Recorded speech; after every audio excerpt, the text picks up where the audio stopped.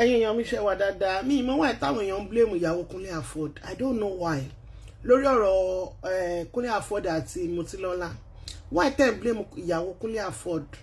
Ẹ ní láti blame ìyàwó. Nǹkan tó bá rí ló máa fi save nulẹ̀ ẹ̀. Nǹkan tó bá rí ló máa fi save nulẹ̀ ẹ̀. Wípé òun ló lọ bá ìyàwó ọkọ lé Motilola.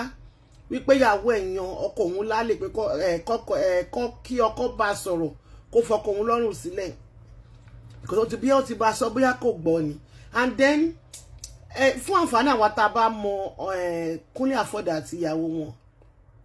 Ẹ̀yin èèyàn wa, arábìnrin yìí ó ti jáde wá sọ̀rọ̀ nípa bí wọ́n yìí tó sọ pé arákùnrin tí a mọ̀ sí Kunle AFOD àti ìyàwó rẹ̀ pé wọ́n ti fira wọn lẹ̀ o, ìjà yìí ó tuntun bẹ̀rẹ̀ báyìí, ìjà yìí tuntun bẹ̀rẹ̀ o. Ẹ̀yin èèyàn wa, kí ló tún ṣẹlẹ̀ báyìí, kí ló tún ṣẹlẹ̀ sí Kunle AFOD àti Motilola, kí ló tún ṣẹlẹ̀? Ẹ̀yin èèyàn wa, ọ̀pọ̀rọ̀ kágbọ̀n ẹ jẹ́ ká gbọ́ nǹkan tí arábìnrin yìí tí ó sọ. Bí wọn tẹ grant interview bó jẹ́ ordinary write up ẹ bọ́ síta kẹ́ ẹ sọ nípa ọ̀rọ̀ tó wà lẹ́yìn. Ẹ má ní pé ẹ ní sọ̀rọ̀. Ọjọ́ kìíní àná tọ́rọ̀ Mohbad rí bó ṣe rí.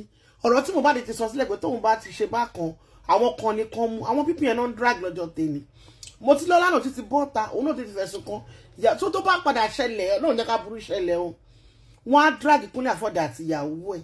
So ẹ má dákẹ́ lórí pé bóyá silent is golden or something. No, kò ṣe rán àwọn ọ̀rọ̀ tó wà lẹ́yìn.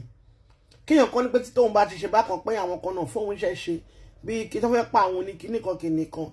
Kunle AFOD ẹ má dákẹ́.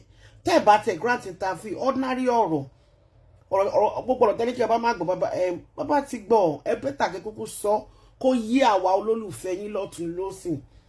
Ẹ jẹ́ sọ ká mọ̀ bó ṣe ń lọ.